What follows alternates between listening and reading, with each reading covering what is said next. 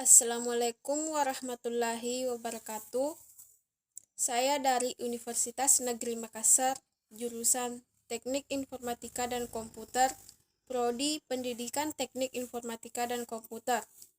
Perkenalkan, nama saya Sri Ramadhani M, NIM 2002 09 50 2001. Mata kuliah Elektronika, Analog dan Digital. 1. Elektron dan proton. Elektronik, sebuah istilah yang diambil dari kata elektron. Elektron merupakan satu dari tiga materi yang menyusun struktur atom, yakni inti atom, nukleus, proton dan neutron, dan elektron.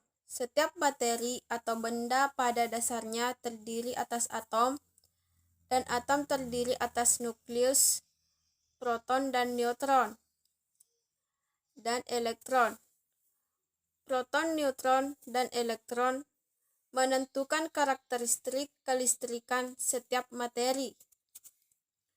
Hal itu menjadi penentu setiap materi dapat digolongkan sebagai konduktor, semikonduktor, atau isolator. Proton bermuatan listrik positif dan elektron bermuatan negatif. Jika sebuah benda kekurangan elektron, maka benda itu dikatakan bermuatan positif. Akan tetapi, jika sebuah benda kelebihan elektron, maka benda itu dikatakan bermuatan negatif. Sedangkan jika jumlah muatan negatif dan muatan positifnya sama, maka benda itu disebut netral. Dalam sebuah atom, proton merupakan inti atom atau nukleus, dan elektron mengorbit di sekelilingnya. Akibatnya, elektron mudah bergerak, sedangkan proton yang merupakan inti sulit bergerak. Elektron bergerak dari potensial rendah ke potensial tinggi. 2. Arus listrik dan muatan listrik. Arus listrik. 1. Arus listrik mengalir melalui rangkaian kabel listrik. 2. Baterai menghasilkan tekanan listrik, disebut gaya gerak listrik atau tegangan listrik, yang memaksa muatan listrik yang bergerak. Arus listrik mengitari suatu rangkaian listrik. 3. Arus listrik yang mengalir mampu melakukan usaha untuk memutarkan motor listrik. 4.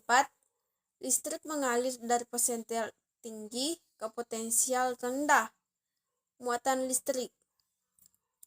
Arus listrik akan mengalir pada saat suatu rangkaian membentuk loop tertutup dan ada beban listrik, misalnya lampu atau pemanas yang tertutup dengan sumber listriknya.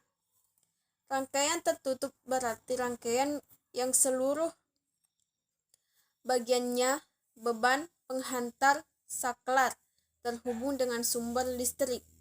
Alat-alat tertentu seperti baterai mampu menyimpan muatan listrik dan mengalirkannya. Muatan listrik atau Q mengandung pengertian bahwa kemampuan alat untuk menyimpan atau membuang arus listrik I selama waktu tertentu atau T. 3. Tegangan listrik. Tegangan listrik adalah suatu benda potensial antara dua titik yang mempunyai perbedaan jumlah muatan. Tegangan listrik juga sering dianggap sebagai gaya mendorong yang menyebabkan perpindahan elektron dari titik yang satu ke titik yang lain melalui perantara konduktor, di mana semakin besar tegangan yang diberikan maka semakin kuat pola dorongan yang dilakukan oleh elektron di dalam suatu rangkaian listrik. 4. Penghantar listrik. Penghantar adalah suatu benda yang digunakan dalam teknik listrik atau elektronika untuk mengalirkan arus listrik dari sumber listrik ke beban listrik. Setiap bahan memiliki susunan atom yang berbeda. Letak proton pada setiap bahan tidak sama dan tidak teratur. Elektron-elektron selalu mengelilingi proton karena antara proton dan elektron ada gaya tarik. Besarnya gaya tarik ini tergantung pada jarak antara proton dan elektron. 1. Konduktor atau penghantar. Konduktor merupakan suatu bahan yang dapat menghantarkan listrik. Bahan penghantar mempunyai banyak elektron-elektron beban sehingga dengan mudah dapat dipengaruhi keadaan sekitarnya. Sifat-sifat bahan konduktor. A.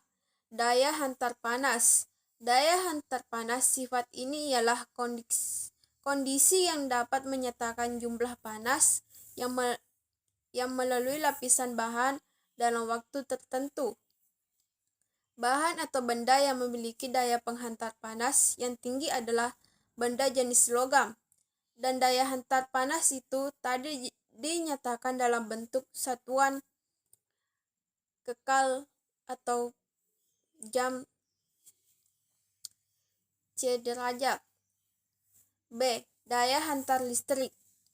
Arus yang mengalir pada suatu penghantar akan mengalami hambatan dan penghantarnya. Adapun besar hambatan tersebut tergantung jenis bahannya. Besar hambatan tiap-tiap meternya dengan luas penampang 1 mm kubik pada temperatur 20 derajat Celcius disebut dengan hambatan jenis. 3. Koefisien temperatur tekanan.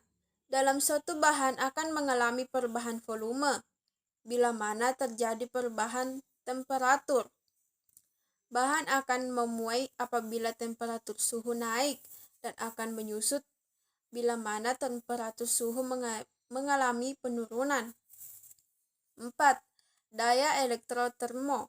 Daya elektrotermo dalam rangkaian listrik akan selalu mengalami perubahan pada setiap daya elektromotorik termo.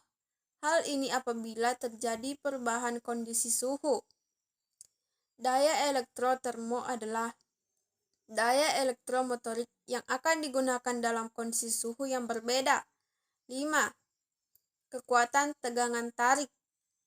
Kekuatan tegangan tarik sifat ini memegang peranan yang sangat penting juga, yakni digunakan apabila terjadi pendistribusian tegangan tinggi. 6. Koefisien suhu tahanan. Bahan akan memuai apabila berada pada suhu yang tinggi dan akan menyusut bila mana temperatur suhu menurun. Bahan penghantar yang sering digunakan yakni ialah tembaga karena tembaga mudah didapatkan. 2. Isolator atau penyekat. Bahan penyekat isolator adalah jenis bahan yang sulit menghantarkan listrik. Hal ini disebabkan oleh bentuk struktur atomnya. Elektron terikat kuat oleh protonnya atau intinya. 1. Sifat listrik. Sifat utama yang harus dimiliki bahan penyekat ialah mempunyai tahanan jenis listrik yang sangat besar. Gunanya untuk mencegah terjadinya rambatan atau kebocoran arus listrik. 2. Sifat mekanis. Karena penggunaan bahan penyekat ini sedemikian luasnya, maka perlu diperhatikan sifat mekanis dari bahan penyekat tersebut, apakah dapat mengikuti gerak mekanis dari bahan yang disekat dan berapa kuat bahan penyekat tersebut. 3. Sifat termis. Panas dari dalam yang ditimbulkan oleh arus gaya magnet berpengaruh pada penyekat. Demikian pula jika panas dari luar yang mungkin timbul cukup tinggi, maka bahan penyekat harus yang tahan panas. Adanya panas diharapkan tidak melemahkan apalagi sampai merusakkan penyekat. 4. Sifat kimia. Panas yang tinggi biasanya dapat merubah susunan kimia dari bahan penyekat. Demikian pula adanya kelembahan udara atau basa yang ada di sekelilingnya. 3. Semikonduktor. Bahan semikonduktor atau semikonduktor adalah bahan penghantar listrik yang tidak sebaik konduktor, akan tetapi tidak pula seburuk insulator atau isolator yang sama sekali tidak menghantarkan arus listrik. Pada dasarnya, kemampuan menghantar listrik semikonduktor berada di antara konduktor dan insulator. Jika ada salah kata mohon dimaafkan. Assalamualaikum warahmatullahi wabarakatuh.